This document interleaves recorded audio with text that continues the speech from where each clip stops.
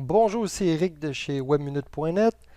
Dans cette vidéo, on va activer les extensions pour créer une boutique en ligne. Donc, pour l'exemple ici, je vais utiliser le site de Performar qu'on est en train de développer actuellement. Donc, vous pouvez voir, il n'y a aucun module de catalogue actuellement qui est activé. Je vais vous montrer un autre site internet sur lequel il a été activé. Donc ici, c'est le site méthode sossanté.com.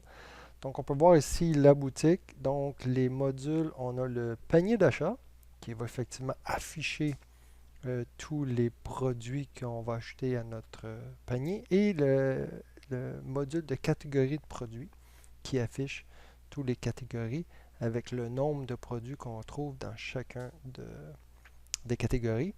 Évidemment, il y a des modules tels que le produit vedette. Donc, on peut faire afficher les produits vedettes. Vous pouvez mettre cette extension sur votre page d'accueil, par exemple, et faire pareil des produits vedettes ou des produits qui sont actuellement en spécial. Donc, si vous développez le site vous-même actuellement, vous devez activer ces extensions via l'onglet Extensions et devez vous assurer d'avoir les crédits nécessaires pour les activer. Sinon, vous pouvez cliquer sur Crédit pour vous procurer de nouveaux crédits. Si votre site web a été créé par une agence web, vous n'avez pas cette étape à effectuer. Normalement, toutes les extensions ont déjà été activées. Donc, je vais vous montrer l'activation de l'extension à ce moment-là. Donc, on va cliquer sur Ajouter une extension. Me voilà sur la page des extensions. Donc, on a plusieurs extensions. Ici, c'est pour les gestionnaires d'articles. On va trouver, lui, des catalogues de produits. Donc, on a ici catalogue de produits. Permet de créer un catalogue de produits, de créer des catégories, etc. Donc, on va l'activer. On pouvait renommer l'extension. Ici, pour les besoins, je vais garder le nom catalogue de produits. Donc, voilà. Donc, ici, le module est activé, l'extension est activée. Et évidemment, une première chose qu'on doit faire avant d'ajouter un produit, c'est de créer une catégorie. Donc, avant d'activer la catégorie, je vais ajouter une autre extension. Parce qu'on a activé le catalogue de produits, qui a déjà été activé. Donc, ça nous permet d'ajouter les produits dans notre catalogue. Mais ici, je veux faire ajouter la liste et le menu du catalogue qui est ici. Donc, pour ça, je vais activer les catégories de produits.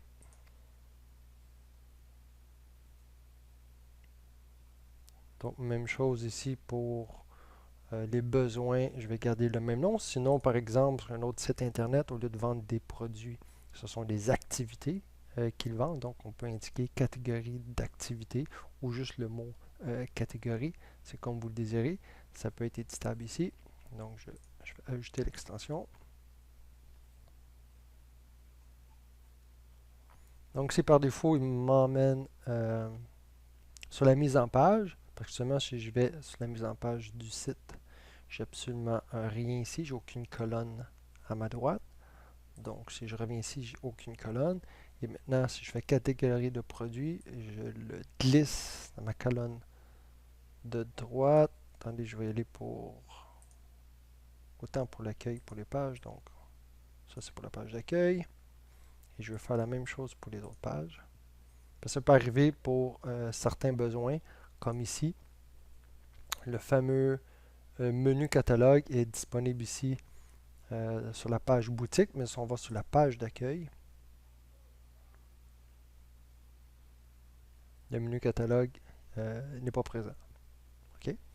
Donc, si c'est un besoin, l'option est disponible. Donc, je veux aussi que mon menu catalogue soit affiché sur toutes les autres pages. Donc, maintenant, si je reviens sur mon site ici, que je rafraîchis la page,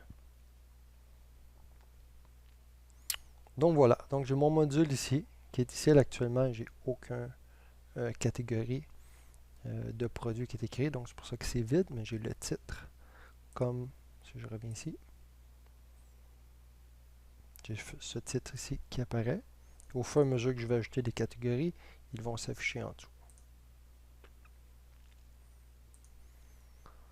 Donc voilà pour les extensions. Est-ce que j'ai une autre extension à ajouter pour le catalogue? Si je reviens ici, panier d'achat. Oui, donc on va faire activer le panier d'achat. La même chose. Je vais garder le même nom, panier d'achat, ajuster l'extension.